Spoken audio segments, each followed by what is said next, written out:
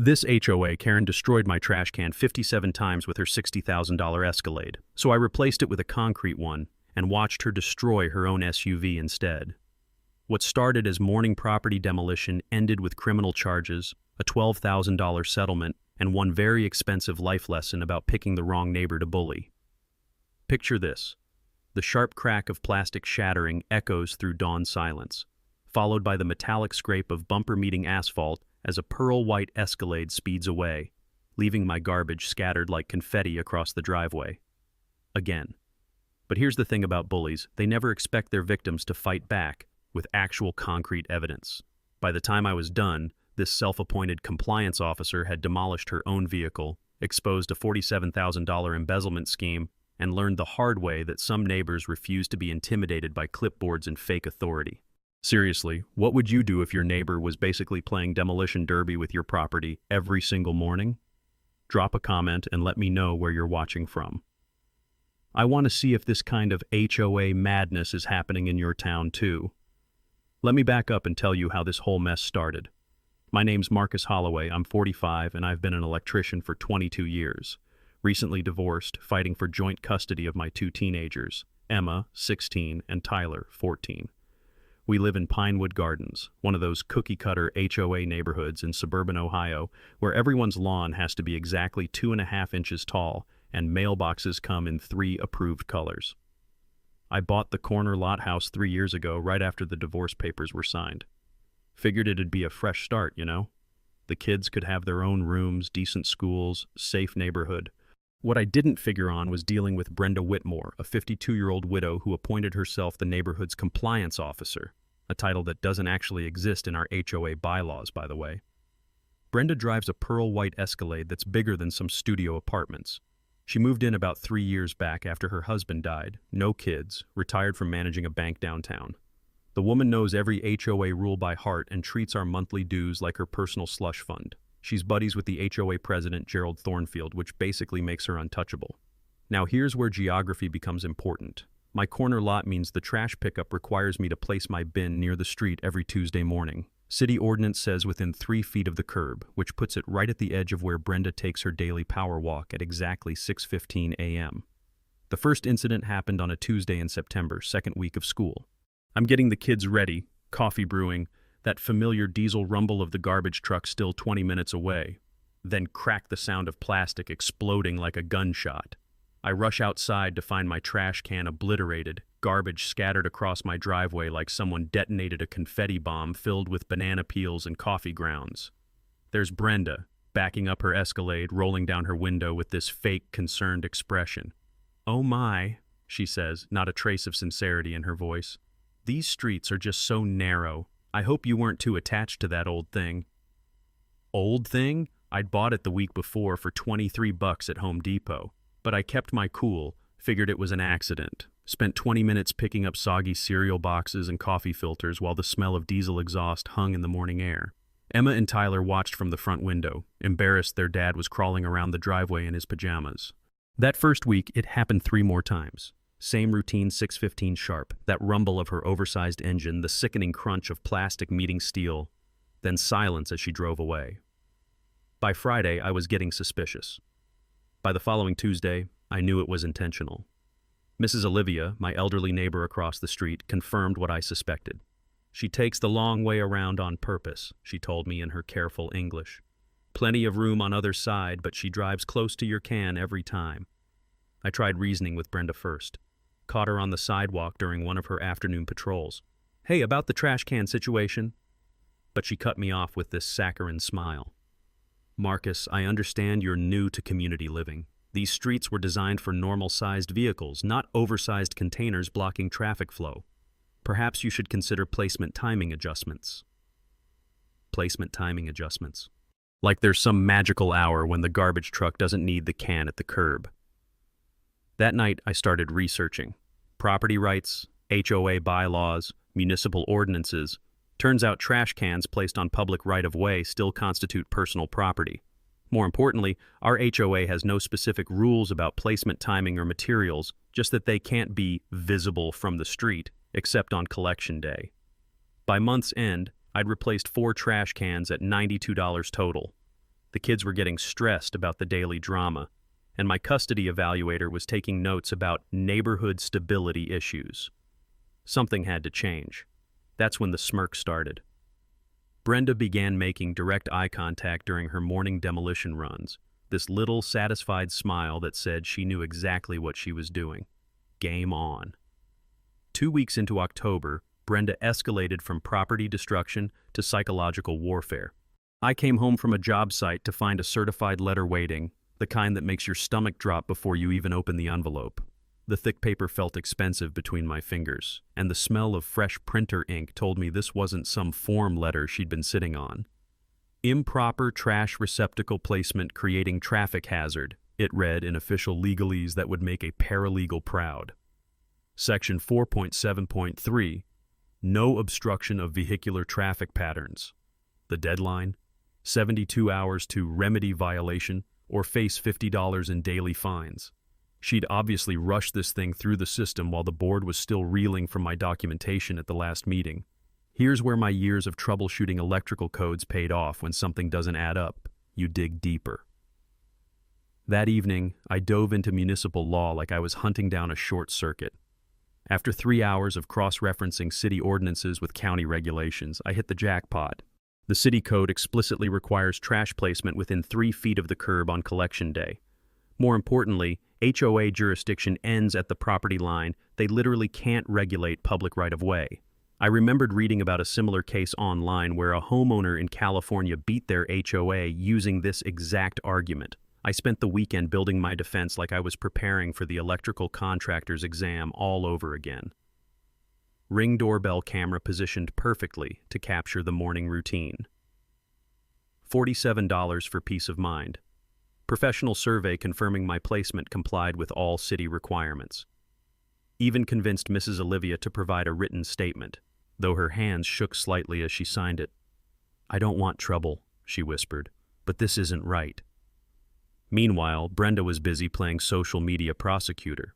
She flooded the Nextdoor app with posts about reckless homeowners endangering children and dangerous corner obstacles forcing responsible drivers into oncoming traffic.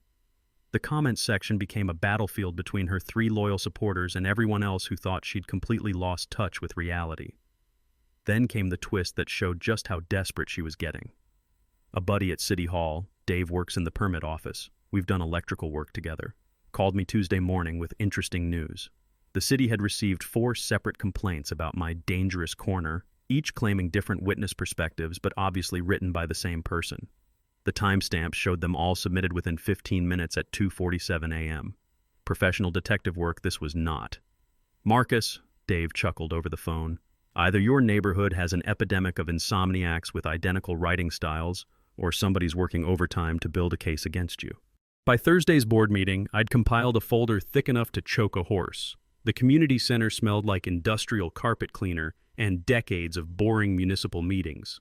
12 homeowners showed up, a record crowd that had President Thornfield nervously adjusting his tie every 30 seconds. Brenda sat at the board table wearing a navy blazer that screamed, "I mean business," but I noticed the slight tremor in her hands when she reached for her water glass. She knew what was coming. When they called for old business, I stood up with my documentation. I'd like to address the violation notice regarding trash can placement. The fluorescent lights hummed overhead as the room went dead silent. I read the city ordinance aloud, word for word, displayed my survey results showing perfect compliance. The coup de grace was casually mentioning my consultation with Amanda Sterling, a property rights attorney who'd handled dozens of HOA cases. She found the selective enforcement patterns particularly interesting, I added, watching Brenda's face go pale. President Thornfield cleared his throat 3 times before speaking. "Well, this requires further review. We'll table this matter pending additional consideration." Translation: they had nothing and everyone knew it. But Brenda wasn't done. As we filed out, she cornered me in the parking lot under the buzzing security lights. Here's where she really showed her true colors. "You think you're so smart," she hissed, loud enough for the dozen homeowners still chatting nearby to hear every word. "People like you come into decent neighborhoods and think rules don't apply. Well, I've got news for you. This is just the beginning." Mrs. Rodriguez from Maple Street actually gasped, Jim Torres, our maintenance guy, suddenly found his keys fascinating. The racial undertones hung in the humid October air like smoke from a house fire, obvious to everyone present. My phone, positioned casually in my shirt pocket, captured every venomous syllable. That night, Emma asked why the mean lady hated us so much. Tyler wanted to know if we'd have to move again. I tucked them into bed, promising everything would work out, but privately, I was calculating the cost of this war. 3 replacement trash cans, 14 hours of documentation, attorney consultation fees mounting. But something had shifted in the community. Other homeowners were whispering about board overreach and asking uncomfortable questions about selective enforcement. Brenda's parking lot meltdown had revealed what many suspected: this wasn't about traffic safety or community standards. It was about power, control, and putting people she didn't like in their place. The next morning brought a telling change. Instead of her usual aggressive ramming approach, Brenda drove past my trash can at crawling speed, studying it like a general planning her next assault. The pattern was evolving, which meant bigger trouble was coming. November hit Pinewood Gardens like a cold slap in the face, and Brenda hit back even harder. While I was congratulating myself on winning round 1, she was busy weaponizing every obscure HOA bylaw she could find. The woman had apparently spent weeks combing through our community guidelines like a prosecutor building a RICO case. The assault came in waves. First, a violation notice about my grass height, apparently 2.75 inches, exceeded the 2.5-inch maximum by a criminal quarter-inch. Then my mailbox color, which had faded from heritage blue to what she classified as unauthorized weathered navy. Finally, 3 tiny tears in my window screens that you'd need a magnifying glass to spot. Each violation carried a $50 fine with 10-day payment deadlines. The kicker? I spent an entire Saturday afternoon walking the neighborhood with a measuring tape and camera, documenting identical violations on 14 other properties. Gerald Thornfield's grass was pushing 3 inches.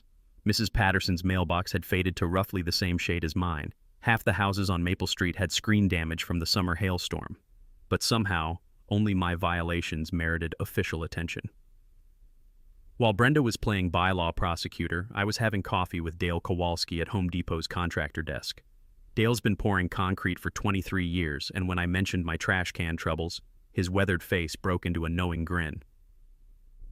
"You know," he said, stirring sugar into his coffee with a paint stir stick, "there's nothing in city code about what materials you can use for trash containers. Plastic, metal, concrete, as long as it holds garbage and fits the size requirements, you're golden." That conversation planted a seed that would grow into Brenda's worst nightmare. 60 pounds of concrete mix, steel rebar for reinforcement, and a clever modification to a standard plastic shell. Total cost $47 versus the $350 I was facing in mounting fines and replacement cans. But first, I had to deal with her harassment campaign. I spent Tuesday evening creating a comprehensive photo documentation of every comparable violation in our neighborhood. Wednesday morning, I filed a formal complaint with the HOA board about selective and discriminatory enforcement patterns. Here's something I learned from handling electrical permits for 2 decades. Bureaucrats hate when you use their own systems against them. My complaint forced the board to either enforce rules equally across all properties or admit they were targeting me specifically. Neither option worked in Brenda's favor. The real twist came when I started analyzing the demographics of her violation targets. Over the past year, Brenda had issued 67 violation notices. 49 went to single parents, elderly residents, or minorities. Only 18 targeted married couples or longtime homeowners. The pattern was so obvious it practically screamed lawsuit. I remember reading about Fair Housing Act violations and property management discrimination in HOA enforcement can trigger federal investigations. The thought of Brenda explaining her citation patterns to a civil rights attorney made me smile for the first time in weeks.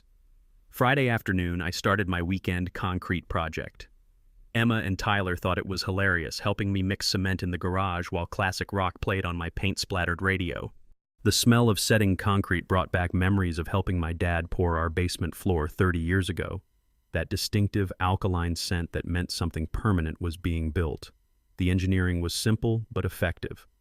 Hollow bottom section for weight distribution, drainage holes maintained for functionality, exterior appearance identical to every other trash can on the block. From the outside, it looked completely normal. Inside, 60 pounds of steel-reinforced concrete waited to teach Brenda a physics lesson about immovable objects. Monday morning, I positioned my newly reinforced trash can in exactly the same spot as always. 6:15 came right on schedule, along with the rumble of Brenda's oversized engine. But this time, something was different. Her approach was slower, more cautious. She'd obviously noticed the can looked identical but somehow felt suspicious. The first collision came at about 15 miles per hour, her usual ramming speed. The sound was completely different. Instead of that sick crunch of breaking plastic, there was a solid thunk followed by the screech of metal on concrete. Her Escalade's running board bent like aluminum foil, while my trash can sat there looking mildly offended. I watched through my kitchen window, coffee mug warm against my palms, as Brenda sat in her SUV for a full 30 seconds, clearly confused by what had just happened. She revved the engine and tried again from a different angle. Same result, more damage to her vehicle, zero damage to my concrete fortress. The beauty of the whole setup was its complete legality. No city ordinances violated, no HOA rules broken, just a homeowner upgrading his trash receptacle with better materials. If she wanted to keep ramming it, that was her choice and her insurance claim to file. Over the next week, Brenda made increasingly desperate attempts to damage my concrete creation. Each collision left new scratches and dents on her pearl-white Escalade while my can remained smugly intact. The irony was delicious. Her own aggressive behavior was destroying the very vehicle she used as a weapon. By Friday, her SUV showed nearly $800 in accumulated damage. Mine showed a few scuff marks that made it look more authentic. The neighborhood was starting to talk, and for once, Brenda wasn't controlling the narrative.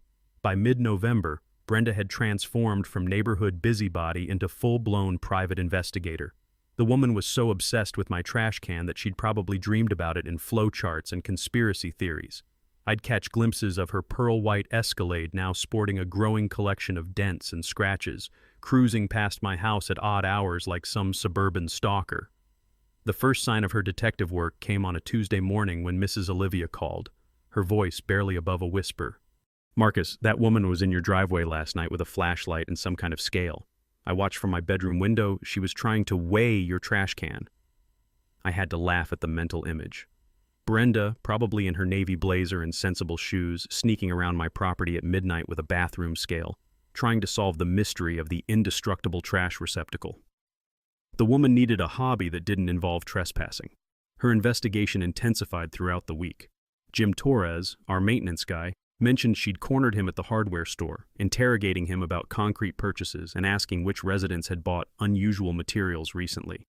She'd even started stalking my social media accounts, looking for construction hints in my Facebook posts about weekend projects. The twist that really showed her desperation came when she tried to weaponize city bureaucracy again. Thursday afternoon, a building inspector knocked on my door, a tired-looking guy named Pete who clearly had better things to do than investigate trash cans.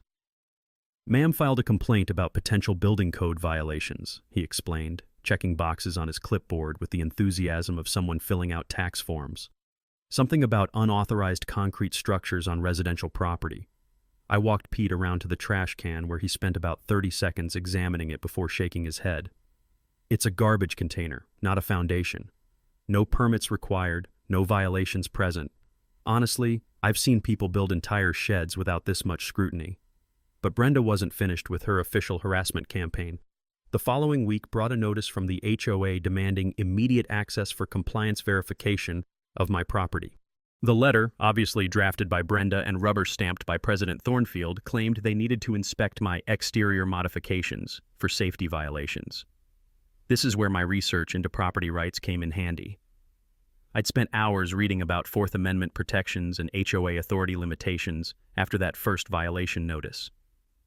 The landmark case was Narstedt versus Lakeside Village, where courts ruled that HOAs can't conduct fishing expeditions on private property without specific cause or emergency circumstances. My response was polite but firm. No private property access without a court order or genuine emergency. If they wanted to inspect my legally compliant trash receptacle, they could examine it from the public sidewalk like everyone else. The smell of Brenda's frustration was almost as satisfying as fresh concrete. Meanwhile, her vehicle was becoming a rolling advertisement for the durability of steel-reinforced concrete. Each morning brought new collision attempts, and each attempt left fresh damage on her Escalade. The running board now hung at an angle like a broken wing. Her front bumper sported spiderweb cracks, and one headlight housing had developed a concerning rattle. The neighborhood was starting to notice. During my Saturday morning coffee run, I overheard 3 different conversations about that crazy woman who keeps hitting the same trash can. Mrs. Rodriguez had started timing Brenda's morning routine, while the teenage kids on Elm Street had apparently started a betting pool on daily collision outcomes. Emma found the whole situation simultaneously hilarious and embarrassing. "Dad, kids at school are asking if we're the family with the concrete can lady," she told me over dinner. I don't know whether to hide or take credit for having the coolest revenge story in the district. Tyler, ever practical, wanted to know if we could sell tickets to the morning entertainment. "Seriously, Dad, we could charge $5 and fund my college education just from neighbors wanting front row seats to the demolition derby." The real breakthrough came when Patricia Lopez, the only reasonable board member, pulled me aside after a neighborhood gathering. In hushed tones near the community center's coffee station, she shared intelligence that changed everything. "Marcus, you need to know Brenda's been having private meetings with Gerald about enhanced enforcement authority. She wants the board to authorize property inspections, material restrictions, even contractor background checks for homeowner projects." But Patricia's biggest revelation was financial. She's also been pushing hard for approval of maintenance contracts with some company I've never heard of. Every time we discuss the budget, she has these detailed proposals ready, like she's been planning for months. That night, I started a different kind of investigation. If Brenda was this obsessed with controlling neighborhood projects and pushing specific contractors, maybe her motivation wasn't just power, maybe it was profit. Public records are amazing things when you know where to look, and municipal contract databases tell interesting stories about who gets paid for what. By Sunday evening, I'd uncovered something that made her trash can obsession look like small potatoes. Brenda Whitmore wasn't just a control freak with too much time on her hands. She was running a scam, and my concrete fortress had accidentally threatened her entire operation. Sunday night research sessions used to be for helping Emma with her history papers, or Tyler with algebra homework. This particular evening, I was deep in the city's public contract database, following a hunch that Patricia Lopez's warning had planted in my brain like a splinter. I'd started simple, just searching for any recent business registrations involving the name Whitmore. What I found made me set down my coffee and lean closer to the computer screen. Whitmore Construction LLC, formed 6 months ago, listed Brenda Whitmore as 40% owner and her husband Richard as president. The timeline made my skin crawl. Company formation in May, first HOA maintenance contract bid in July, harassment campaign against me beginning in early September. The dots connected themselves with surgical precision. I spent the next 2 hours diving deeper into public records, and what I discovered would have made a forensic accountant weep with joy. Over the past 4 months, Whitmore Construction had been awarded 7 different maintenance contracts by our HOA board. Landscape edging, sidewalk repairs, community center touch-ups, playground maintenance, $23,400 in total work. The bidding patterns told the real story. On every single contract, Whitmore Construction had underbid the competition by exactly $50 to $100. Not enough to seem suspicious, but just enough to guarantee selection. It was like watching someone play poker with marked cards, technically legal moves, but obviously rigged. Here's what really made my electrician's brain click into overdrive. Brenda had voted to approve every single one of those contracts. 7 votes, 7 approvals, 7 payouts to her family business. The conflict of interest was so blatant, it practically had neon signs around it. I remembered reading about fiduciary duty violations during my earlier legal research. Board members are required to disclose any financial interests in vendor contracts. Failure to do so violates state nonprofit corporation law and opens the door to both civil lawsuits and criminal fraud charges. The evidence was sitting right there in digital black and white. Business registration documents, HOA meeting minutes, contract award records, bank deposit slips from the association's monthly statements. Brenda had been using her board position to funnel community dues directly into her family's bank account. But the timeline revealed something even more damning. My first polite conversation with Brenda about the trash can incidents, September 15th. First questioning of maintenance budget at the monthly board meeting, September 3rd. She'd started her harassment campaign exactly 12 days after I'd innocently asked why we were spending so much on basic repairs. My concrete trash can hadn't just been blocking her morning power walk, it had been protecting evidence of systematic theft from 127 homeowners. The scope of potential violations made my head spin. Civil liability for financial mismanagement, criminal exposure for fraud, automatic removal from the board upon proven conflict of interest. This wasn't just about property rights anymore. It was about corruption, embezzlement, and a woman desperate enough to destroy evidence that she'd waged psychological warfare against anyone who threatened her scheme. I printed everything, made digital copies on 3 separate cloud services, and immediately emailed the complete file to attorney Amanda Sterling with a note. Urgent review requested, criminal implications possible. The power dynamic had just shifted completely. Brenda thought she was fighting some divorced electrician over a trash can placement. What she was actually facing was exposure of a fraud scheme that could land her in federal prison and bankrupt her family. Tuesday morning, I watched from my kitchen window as she made her usual collision attempt with my concrete fortress. Her Escalade now showed over $1,200 in accumulated damage, while my trash can sat there like an immovable monument to her stupidity. But for the first time since this whole mess started, I wasn't thinking about trash cans or HOA bylaws or morning demolition derbies. I was thinking about justice, community protection, and the sweet satisfaction of watching a bully discover that their victims sometimes bite back harder than expected. The war was about to begin in earnest. Tuesday evening, my garage transformed from a weekend workshop into a war room that would have made Pentagon strategists proud. I'd cleared out the workbenches, set up folding tables, and arranged 5 mismatched chairs in a circle around the evidence board I'd constructed, using construction paper and red string like something from a crime thriller. The core team assembled by 7 p.m. sharp. Mrs. Olivia arrived first, clutching a thermos of jasmine tea and looking nervously determined. Jim Torres showed up still wearing his maintenance uniform, tool belt jangling with each step. Patricia Lopez brought a stack of HOA financial documents she'd borrowed from the board files. Dale Kowalski rolled in last, carrying a box of donuts and grinning like we were planning a surprise party instead of exposing municipal corruption.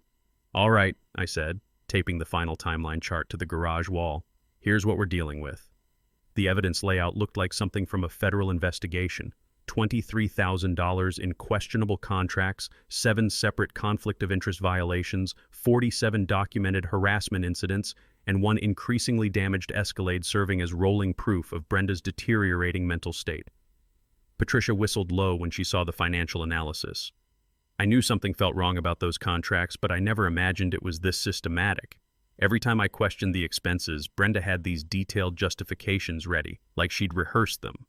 Dale examined the vehicle damage photos with professional interest. "That bumper's going to cost at least $2,000 to fix properly. The alignment issues alone will eat through tires like crazy. Your concrete can's turning her SUV into a very expensive life lesson."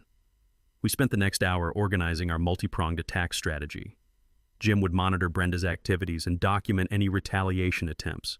Mrs. Olivia would coordinate the door-to-door campaign to gather neighbor support. Patricia would work the inside game, building board member consensus for a financial audit. Dale would serve as our technical consultant on any construction-related evidence. The legal strategy required delicate coordination. Amanda Sterling had confirmed we had solid cases for harassment, financial fraud, and board misconduct, but timing would be crucial. File too early and Brenda might destroy evidence. Wait too long, and she could complete whatever cover-up she was surely planning. I'd learned something important from 22 years of electrical troubleshooting. Complex problems require layered solutions. Fighting HOA overreach with just property rights arguments is like trying to fix a short circuit by replacing one fuse. You need to address the whole system. Our approach would hit from 4 directions simultaneously: legal pressure through criminal complaints and civil lawsuits, social pressure through community organizing and petition drives, political pressure through media attention and municipal oversight, financial pressure through audit demands and contract cancellations. The community organizing phase started Wednesday morning. Armed with professional presentation materials and irrefutable documentation, I began visiting every house in Pinewood Gardens. The response was overwhelming: 89 signatures supporting property rights, 34 demanding immediate financial audits, and 12 volunteering for testimony at the upcoming board meeting. Mrs. Rodriguez from Maple Street nearly slammed her door before I could explain the situation. 5 minutes later, she was furiously signing the petition and muttering Spanish phrases that probably weren't complimentary to Brenda's character. "That woman tried to fine me for having my garbage can out 15 minutes early," she fumed. 15 minutes, like the garbage police were timing us with stopwatches. The opposition mapping revealed interesting patterns. Brenda's hardcore supporters were exclusively long-term homeowners who'd benefited from selective rule enforcement. The fence-sitters were mostly newer residents afraid of property value impacts or board retaliation. Everyone else was ready to see some accountability. Media preparation took 3 days of careful planning. Channel 7's investigative unit specialized in municipal corruption stories, and reporter Sarah Kim had covered similar HOA scandals across the metro area. The press kit included professional timeline graphics, expert legal opinions, and 12 minutes of edited video showing Brenda's escalating collision attempts. The social media campaign exploded faster than I'd anticipated. The Pinewood Gardens Transparency Facebook group gained 67 members in 4 days, with neighbors sharing their own stories of selective enforcement, harassment, and financial irregularities. Someone posted a time-lapse video of Brenda's morning routine set to circus music that went viral throughout the suburban community network. Meanwhile, my concrete trash can continued serving as both evidence and entertainment. Thursday morning brought collision attempt number 53, resulting in a headlight housing that now dangled like a broken tooth. The neighborhood kids had started gathering at bus stops early just to witness the daily demolition derby. Emma reported that her friends at school were calling our house the place with the indestructible trash can. Tyler had started charging classmates 50 cents each to see the video compilation on his phone. The story was spreading beyond our community faster than gossip at a church potluck. By Sunday evening, everything was coordinated. Board meeting scheduled for Tuesday night, media interviews arranged for Wednesday morning, criminal complaints prepared for Thursday filing. 118 residents committed to attending the confrontation, with 17 planning to speak during public comment. The coalition was built, the evidence was bulletproof, and Brenda had no idea what was coming. Time to bring down the hammer. The weekend before our planned board meeting ambush, Brenda went completely off the rails. Desperation has a particular smell like burnt coffee and panic sweat, and it was practically radiating from her every move. She'd obviously sensed the walls closing in because her harassment campaign escalated from annoying to potentially criminal faster than her Escalade could hit my concrete fortress. Saturday night, I was jolted awake by the hiss of spray paint.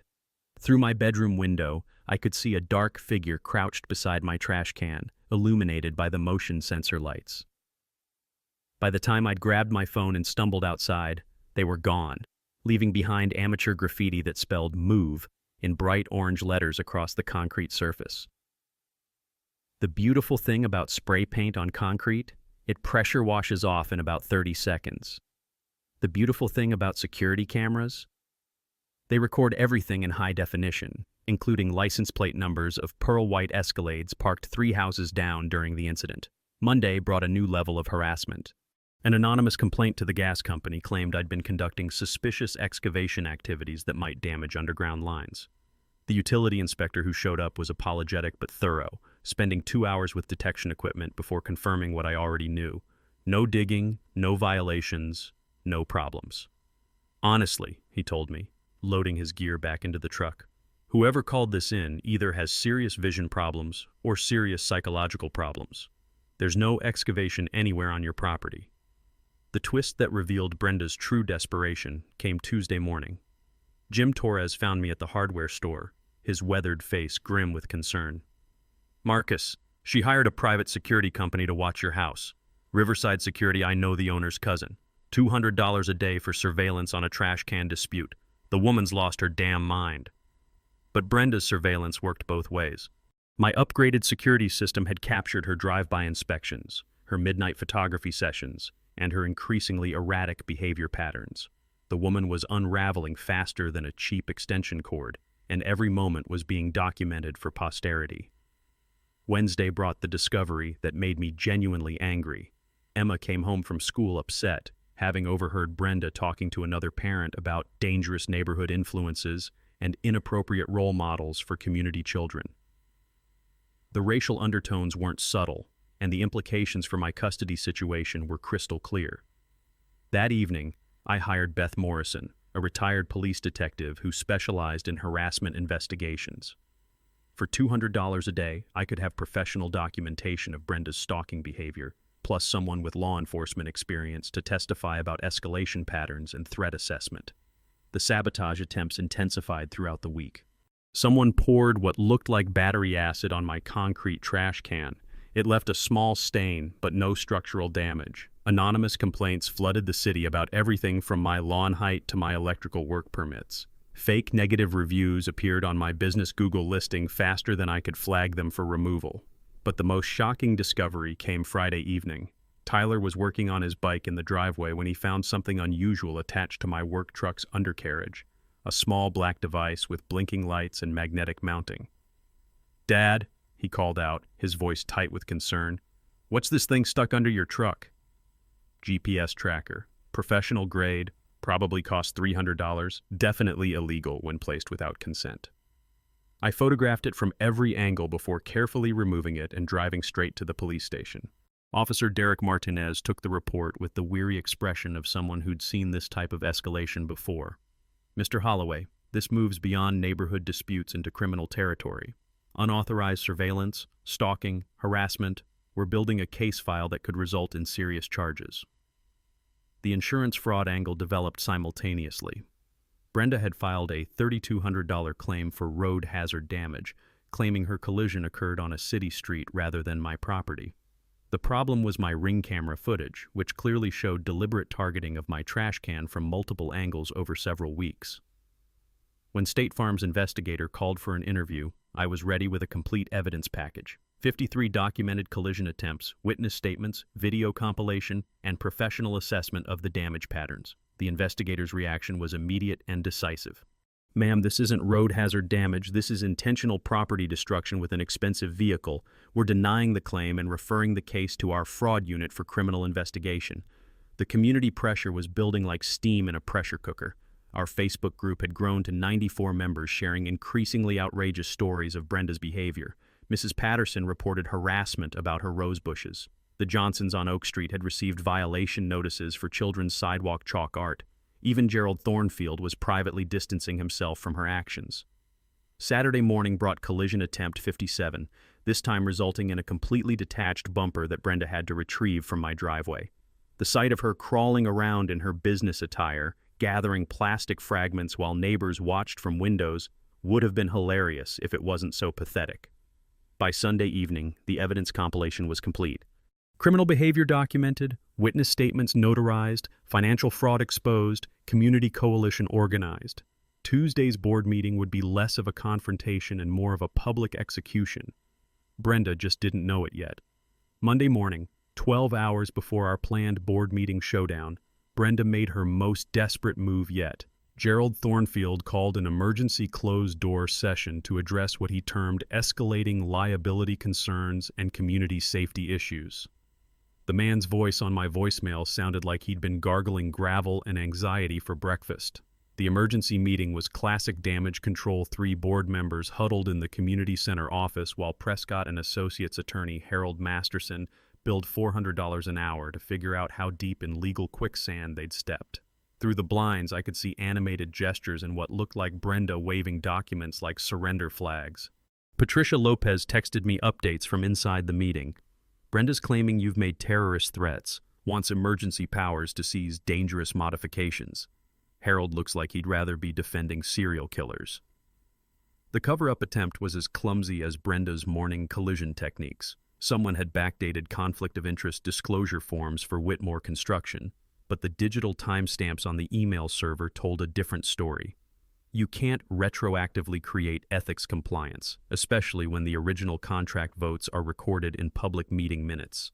Meanwhile, the insurance investigation was picking up steam faster than Brenda's Escalade hitting my concrete fortress.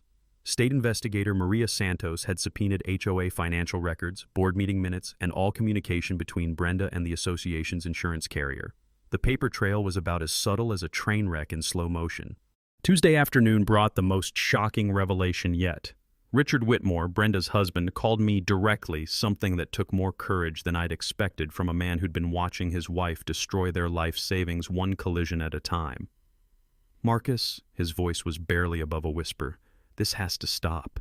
She's spent $8,000 on lawyers, surveillance, and vehicle repairs. Our insurance got canceled. The business is facing contract cancellations. I need to know, what would it take to make this go away?" I almost felt sorry for the guy. Almost. "Richard, your wife stalked my family, vandalized my property, committed insurance fraud, and embezzled from 127 homeowners. This isn't going away with an apology and a check." The twist that revealed just how desperate they'd become came 2 hours before the board meeting. Brenda filed an emergency restraining order petition based on completely fabricated evidence, fake threatening voicemails, doctored photos of aggressive confrontations, and witness statements from people who didn't exist. The petition was so poorly constructed that Judge Patricia Williams dismissed it without even scheduling a hearing. "Ms. Whitmore, these recordings are clearly edited, these photos are obviously staged, and these witnesses appear to be fictional. Filing false evidence is contempt of court. Consider this your only warning." But Brenda's legal troubles were multiplying faster than her collision attempts. The state insurance commissioner had assigned investigator Maria Santos to build a criminal fraud case. The district attorney's office was reviewing harassment and stalking charges. The IRS had received copies of all financial documentation showing unreported income from the construction contracts. As 6 p.m. approached, the community center parking lot filled up like Black Friday at Best Buy. Cars lined both sides of Maple Street, with neighbors walking from 3 blocks away carrying lawn chairs and folding signs. Channel 7's news van pulled up precisely at 5:30, followed by Channel 12 and the Metro Weekly reporter who'd been following our story. Inside the meeting room, you could cut the tension with a concrete saw. 118 residents packed into a space designed for 40, with overflow crowds standing along the walls and spilling into the hallway. The smell of nervous perspiration mixed with industrial coffee created an atmosphere thick enough to chew. Brenda arrived fashionably late, flanked by Harold Masterson and looking like she'd rather be anywhere else on earth. Her usual navy blazer had been replaced with funeral black, and the tremor in her hands was visible from across the room. Gerald Thornfield kept adjusting his tie like a noose was tightening around his neck. The attempted intimidation backfired spectacularly. Masterson's opening statement about frivolous complaints and disruptive residents was interrupted by Mrs. Olivia standing up with her stack of witness statements. "Excuse me," she said in her careful English, "but which one of us has been committing insurance fraud and embezzling money?" The room erupted in applause and nervous laughter. 17 neighbors had prepared to speak during public comment, each armed with documentation of Brenda's harassment, financial irregularities, or selective enforcement patterns. The evidence compilation filled 3 bankers' boxes and included everything from collision videos to contract analysis to criminal complaint receipts. But the real bombshell was yet to come. At exactly 6:45, as Brenda was attempting to deflect questions about the Whitmore construction contracts, Officer Derek Martinez walked through the community center doors carrying an official-looking folder. "Sorry to interrupt," he announced to the suddenly silent room, "but I have a warrant to serve regarding insurance fraud and stalking charges." The color drained from Brenda's face faster than antifreeze from her damaged Escalade. Harold Masterson immediately began whispering urgent legal advice while Gerald Thornfield looked like he was having chest pains. Game over. Check and mate. Time for the public execution. The community center had never seen anything like it. 127 residents, literally every homeowner in Pinewood Gardens, packed into a room designed for maybe 40 people, with another 15 media representatives setting up cameras like this was a presidential debate. The air conditioning couldn't keep up with the body heat, and the fluorescent lights buzzed overhead like angry wasps sensing blood in the water. I'd positioned myself strategically in the 3rd row, flanked by Mrs. Olivia and Jim Torres, with my concrete trash can wheeled in as Exhibit A and sitting proudly beside the podium. The symbolism wasn't subtle. That 60-pound monument to her stupidity had become the star witness in what was about to unfold. Brenda sat at the board table looking like she'd rather be getting a root canal without anesthesia. Her usual navy blazer had been replaced with funeral black, and every few seconds she'd glance toward the exit like a trapped animal calculating escape routes. Harold Masterson whispered urgent legal advice in her ear while Gerald Thornfield sweated through his shirt like a man facing his own execution. Officer Martinez's entrance with that warrant folder had changed everything. The room fell silent except for the mechanical whir of news cameras and the nervous tapping of Brenda's pen against the table, a rapid-fire staccato that sounded like Morse code for "help me." Gerald called for order with a voice that cracked like a teenager's. "We'll now hear public comments regarding recent community concerns." I stood up first, carrying my presentation boards like a prosecutor approaching the jury. The room was so quiet you could hear the hum of the exit sign transformer. "Ladies and gentlemen," I began, my voice carrying easily through the packed space. "This isn't about trash cans. This isn't about HOA bylaws or property rights or community standards. This is about accountability, transparency, and stopping corruption before it destroys our neighborhood." I walked them through the timeline methodically. 57 documented collision attempts, each one recorded in high definition. The GPS tracker illegally placed on my vehicle. The spray paint vandalism captured on security cameras. The fake insurance claims that constituted felony fraud. But the real showstopper was the financial presentation. Using a borrowed projector, I displayed the contract analysis that showed $23,400 funneled from community dues directly into Brenda's family business account. "Every month, you've been paying higher fees to fund Mrs. Whitmore's personal construction company," I announced, watching jaws drop throughout the audience. 7 contracts, 7 undisclosed conflicts of interest, 7 violations of state nonprofit law. The video compilation played next 12 minutes of Brenda's greatest hits, set to a soundtrack of crunching plastic and scraping metal. The gasps and nervous laughter from the crowd provided perfect accompaniment to the footage of her increasingly desperate collision attempts. Then came the mic drop moment I'd been rehearsing for weeks. "Mrs. Whitmore," I said, turning to face her directly while the cameras rolled, "you've spent $3,400 on lawyers, destroyed your $60,000 vehicle, committed insurance fraud, and stalked my family over a $23 trash can. But the real crime is the $47,000 you've stolen from this community through your family's construction company." The room erupted. Neighbors who'd been grumbling about rising HOA fees suddenly understood where their money had been going. Mrs. Rodriguez stood up shouting in rapid Spanish that probably wasn't complimentary. The teenagers from Elm Street actually started clapping like they were at a concert. Brenda's response was everything I'd hoped for and more. She shot up from her chair like a jack-in-the-box, her carefully constructed composure finally cracking under the pressure. "This is harassment," she screamed, her voice reaching frequencies that probably bothered dogs 3 blocks away. "These people don't understand property values or community standards. They come into decent neighborhoods and think rules don't apply to them." The racial undertones hung in the air like smoke from a house fire. Channel 7's camera captured every word, every gesture, every moment of her complete psychological breakdown. Mrs. Olivia actually gasped audibly when Brenda pointed directly at her and shouted something about certain elements ruining the community. Harold Masterson tried desperately to control his client, but Brenda was beyond legal advice. She grabbed my evidence boards, attempting to tear them apart before Jim Torres and 2 other neighbors gently restrained her. The woman was having a complete meltdown on live television while Officer Martinez calmly took notes for his incident report. "I built this community," she shrieked, mascara running down her cheeks like black tears. "I protected property values. I kept standards high." "And this is how you treat someone who sacrificed everything for neighborhood integrity." Gerald Thornfield called for recess, but nobody was leaving. This was better than reality TV, more dramatic than a soap opera, and more satisfying than watching your worst enemy step on a rake. Patricia Lopez stood up amid the chaos and made the motion that everyone was waiting for. I moved for the immediate suspension of Brenda Whitmore from the board, pending criminal investigation and financial audit. The vote was unanimous, 4-0, with Brenda abstaining while handcuffed to Officer Martinez's chair. Justice served concrete cold with a side of public humiliation. The aftermath unfolded like dominoes falling in perfect sequence.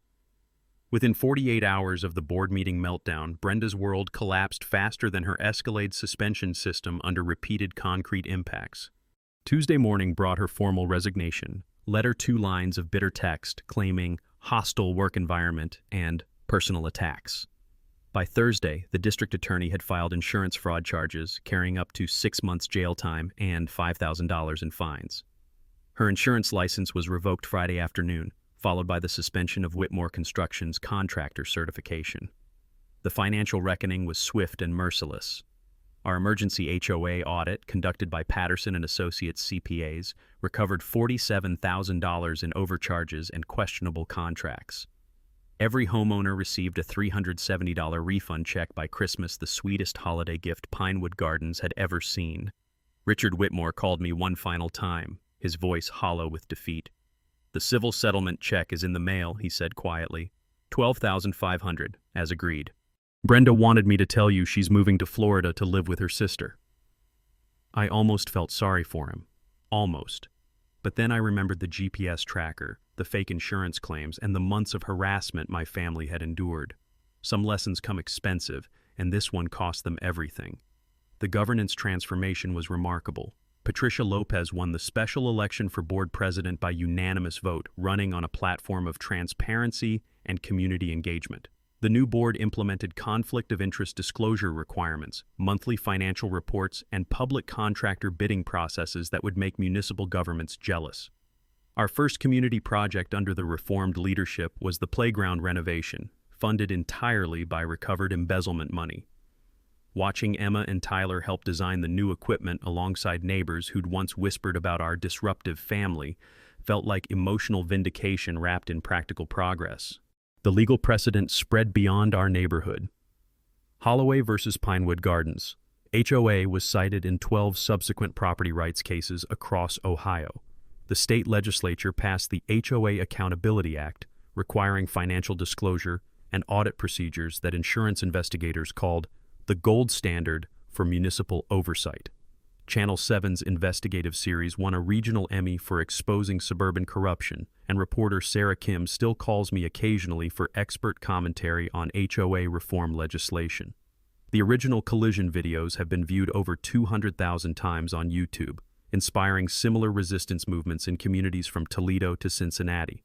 My concrete trash can became a neighborhood legend. We moved it to the community center lobby as a permanent display, complete with a bronze plaque reading "Property Rights Protected, 2023. New homeowners get the full story during orientation meetings, and visiting contractors often ask to see the famous indestructible can that brought down a corrupt board. But the real victory was community healing. The Concrete Can Days festival we established draws families from 3 surrounding developments every September, featuring bounce houses, barbecue competitions, and educational workshops on homeowner rights. Last year's attendance topped 800 people, turning our trauma into triumph and our resistance into celebration. The scholarship fund I established with the settlement money has helped 4 students attend college so far. The Marcus Holloway Property Rights Scholarship prioritizes applicants who demonstrate creative problem-solving in the face of institutional opposition, essentially rewarding future troublemakers who refuse to accept injustice quietly. Emma and Tyler learned lessons about principled resistance that no civics class could teach. Emma's college application essay about fighting corruption with concrete evidence earned her admission to 3 journalism programs. Tyler started a YouTube channel called Suburban Justice that covers HOA disputes across the Midwest with the enthusiasm of a teenage investigative reporter. The personal healing surprised me most. My custody evaluation improved dramatically after the community rallied around our family. The judge noted that children benefit from seeing parents stand up for principles and protect family interests through legal channels rather than violence or surrender. My electrical contracting business expanded through referrals from neighbors who'd witnessed my documentation skills and strategic thinking. Apparently, methodical problem-solving translates well from HOA disputes to complex wiring projects, and my reputation for getting results the right way opened doors throughout the county. Sometimes David does beat Goliath, but only when David comes prepared with evidence, allies, and 60 pounds of steel-reinforced concrete. Drop a comment and share your HOA nightmare story. Let's build a database of corruption and help each other fight back. Hit that subscribe button if you want more stories where the little guy wins through preparation, patience, and perfect timing.